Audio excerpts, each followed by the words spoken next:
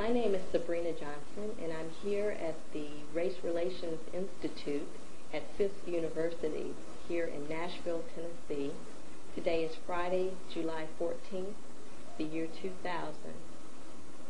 I'm classified as a non-white person, and I'm here at the Race Relations Institute because I'm interested in understanding about the system of racism and white supremacy with the intent, ultimately, of ending the system of racism and white supremacy. If you would please state your name and tell us why you're here. My name's Farrell Winfrey. I live in Roane County in East Tennessee. I'm here because I recognize the white supremacy system of racism. I'm white. Now, when I say that, my people a long time ago came up with these little check marks that we have to check which we are white. And in reality, it's white or non-white. You know, they break that down into a lot of we break that down into a lot of different groups.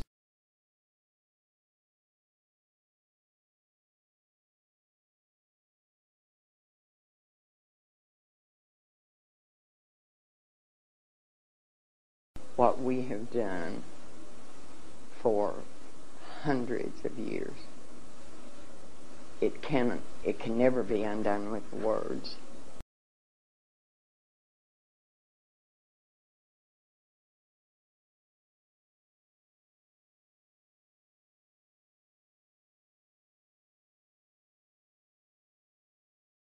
It can never be undone with words.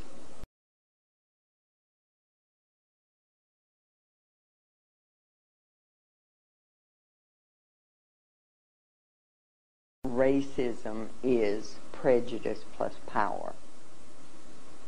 I had a conversation yesterday with a black man and he said that he knew some of his people who were racist, and I talked with him about that, because without the power to take that prejudice and actively place it into position to cause people to do or not do, then it is simply just prejudice. Without the power to take that prejudice and actively place it into position to cause people to do or not do, then it is simply just prejudice.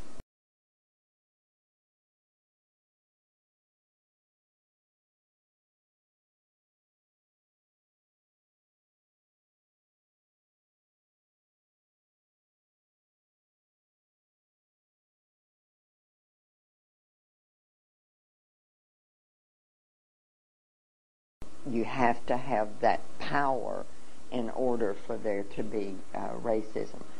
And most white people would look at me and say, I don't have any power. But we do have power. We have power just getting up in the morning and looking in the mirror and not having to think about race. That places us into a position to where our minds are clear and that it's a problem that we don't have to deal with. We don't think about it because we don't have to think about it. It's not something that completely controls our lives. So there, from the very beginning, when we wake up of the morning, then we have an advantage, and that advantage comes from the color of the skin. When we go into a store and we're not assumed that we're going to be a shoplifter simply because of the color of our skin, that is an advantage. When I walk down the street and I'm more safe, now that's not saying nothing would happen ever to me, but I would be more safe walking down the street alone than you would be. That is racism, because of that unequal playing field that's there that gives me advantage simply because of the color of my skin.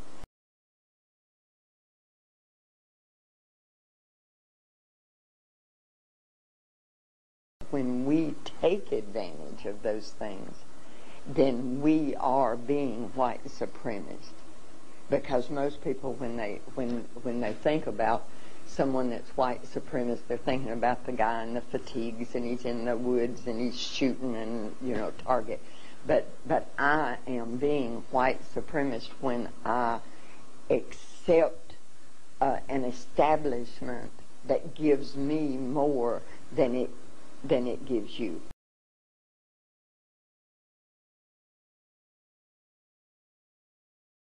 Every day of your life as a white person, all day, every day, everything that you do, everywhere you go, you are taking advantage of being white.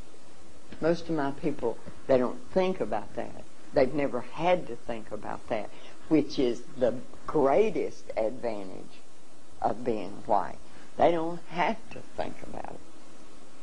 It's not a determining factor in their life. That is a conscious factor.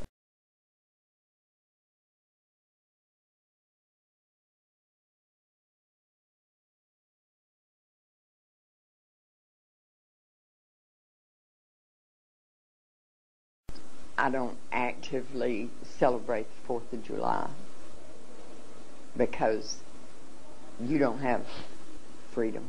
You're not free. You have oppression every day of your life.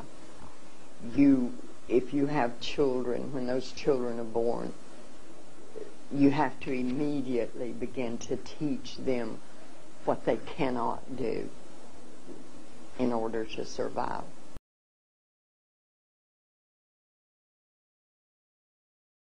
The young black man he's a much different product of our oppression than what the young black man was 100 years ago.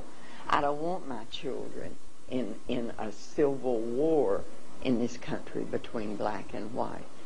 So in that way, I'm selfish.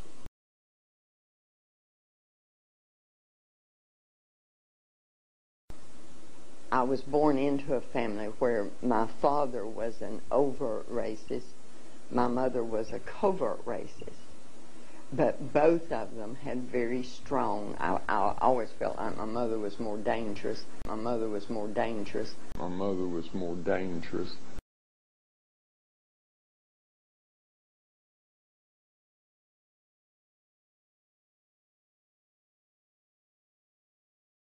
Most of us isolate ourselves. We can get up in the morning, go to work, go shopping, go do everything in our life that has to be done without coming in contact with you.